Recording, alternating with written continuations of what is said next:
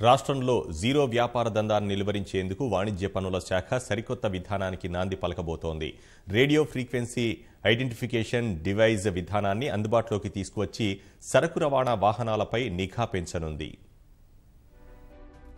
వస్తు సేవల పన్ను అమల్లోకి వచ్చినప్పటికీ రాష్ట్రంలో జీరో వ్యాపార దందా యథేచ్ఛగా సాగుతోంది. దేశవ్యాప్తంగా ఒకే పన్ను విధానం అమల్లోకి వచ్చినప్పటికీ కొందరు వ్యాపారులు పన్ను ఎగవేతకు పాల్పడుతున్నారని వాణిజ్య శాఖాధికారులు గుర్తించారు. జీఎస్టీ అమల్లోకి వచ్చాక రాష్ట్రాల సరిహద్దుల్లోని తనిఖీ కేంద్రాలను పూర్తిగా ఎత్తేశారు. అంతర్రాష్ట్ర వాహన రాకపోకలపై నిఘా కరువైంది. వాహనాల కదలికలపై నియంత్రణ లేకుండా పోయింది.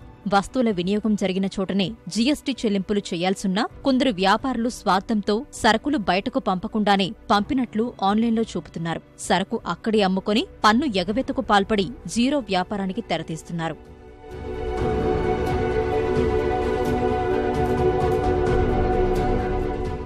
ఉత్తరప్రదేశ్ ఇప్పటికే ఆర్ఎఫ్ఐడి విధానం అమలు చేసి మంచి ఫలితాలు రాబట్టింది. ఈ తరహా విధానాన్ని రాష్ట్రంలోనూ ప్రవేశపెట్టేందుకు వాణిజ్య పన్నుల శాఖ నిర్ణయానికి వచ్చింది. ఆర్ఎఫ్ఐడి విధానం పూర్తి స్థాయిలో అమలు కావడానికి క్షేత్రస్థాయిలో అక్కడక్కడా యాంటీనాలు ఏర్పాటు చేయాల్సిండటంతో కింది స్థాయి అధికారులు నివేదికలివ్వాలని వాణిజ్య పన్నుల శాఖ కమిషనర్ అనిల్ కుమార్ ఆదేశించారు.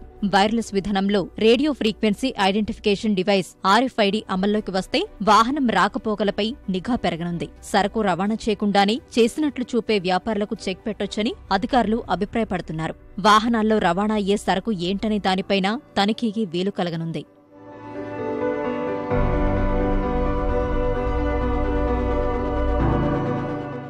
జీఎస్టీ లైసెన్సులు కలిగిన వ్యాపారులకు ఈ ఆర్ఎఫ్ఐడి స్టిక్కర్లు నామమాత్రపు ధరతో సరఫరా చేస్తారు. ఆ స్టిక్కర్ వివరాలతో పాటు ఆ వాహనంలో ఏ సరకు రవాణా అవుతుందో కూడా ఆన్లైన్లో అప్లోడ్ చేస్తారు. దీంతో ఆ వాహనం బయలుదేరిన దగ్గర్నుంచి గమ్యస్థానానికి చేరుకునే వరకు ఏ మార్గంలో పోతుందో తెలుసుకునేందుకు ఆర్ఎఫ్ఐడి స్టిక్కర్లను రీడ్ చేసేందుకు అక్కడక్కడ ఆర్ఎఫ్ఐడి యాంటెనాలు ఉపయోగపడతాయి.